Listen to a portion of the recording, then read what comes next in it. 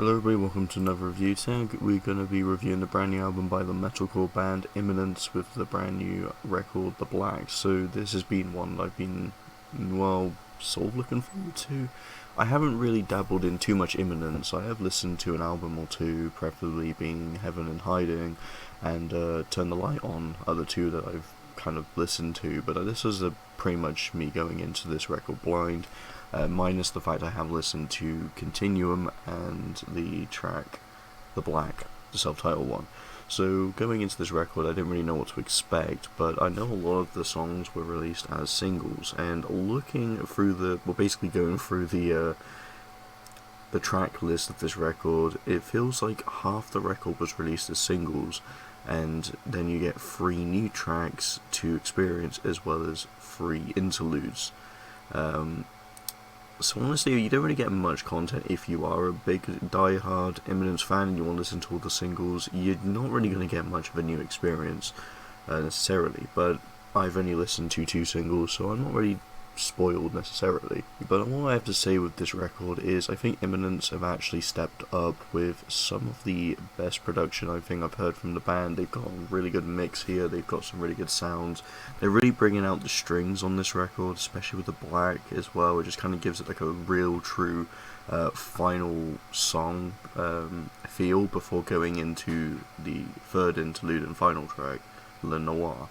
It's a really fun record, especially when they play around with these features. Some of the tracks are some of the heaviest they've ever written as well. I will say that with tracks like Come What May is insane, and other tracks like Desolation and The Call of the Void are really good as well. Come Hell or High Water builds up the heaviness towards the end, and I think the way that it's structured is just amazing for a lead track, the first track, not lead track, to start the album off. It's a really strong connected album, but I think the biggest gripe I have with it is got to be the interludes. I think I kind of wish the interludes were scattered a bit better, because you get on the second half the 3 interludes, whereas the first half is just, banger after banger after banger with these tracks. And I'm going to be honest, every track on this album is really good. I actually have enjoyed it. There's a lot of pure emotion, a lot of raw energy, and I will push to say out of the Imminence albums listened to, this is probably the most consistent and just a downright amazing record they've done. But the interludes I kind of wish were spaced a little bit better. Maybe have some on the first half, maybe have one in the middle, and then have the one at the end. I feel like this would have made the album pace a little bit better. Now the interlude tracks are cool, I don't hate them, but I just don't necessarily like it when you have an interlude, some songs interlude, a song interlude sort of structure. Some bands have done that, and I just find the album to be kind of hard to listen to because of it. I'd rather be at that point you just add the interlude to the song. I don't know, I just kind of don't like having to, see a new track pop up and it's just an interlude. This could have just been like a 9-track album. I mean, interludes or not, it didn't really change too much in my opinion, but there are some really good interludes. Like Cul-de-Sac I quite like. I think it's got this little ominous sound that goes straight from the heaviest song to one of my favourite songs, The Call of the Void. So it's a really nice separation there.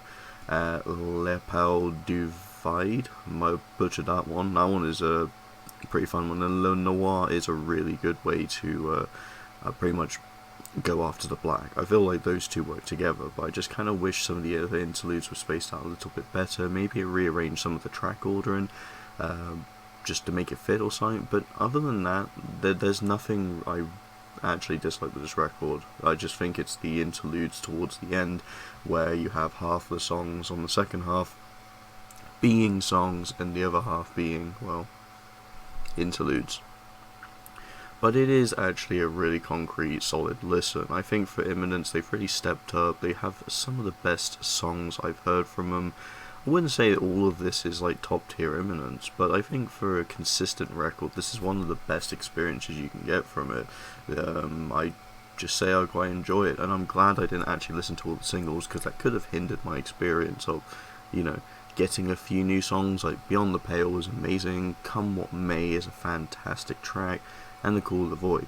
But other than that, you're just pretty much surrounded by the singles they've released. But I don't really have much else to say. I think there's a lot of heavy, there's a lot of emotion, there's a lot of really good cinematic feel to this record that just gives it such an edge to it, and some of the songs even remind me of Architects at some points. Some of them sound like Architects, especially on the first half. I just like the kind of blend, but obviously Imminence are pushing for something that feels like them, not that they just have, you know, that Architect sound, but some of the vocals, some of the instrumentation just kind of reminds me of it. But as a whole, it's a really good album, and definitely one of the ones I did not expect to be as good as it is. I'm going to give this one, though, a 4 out of 5. It's a good record, I quite enjoy it, but it's not the perfect album either, and I think that's pretty much where I'll wrap this review. So I hope you all enjoy, thank you so much for watching, and see you in the next video.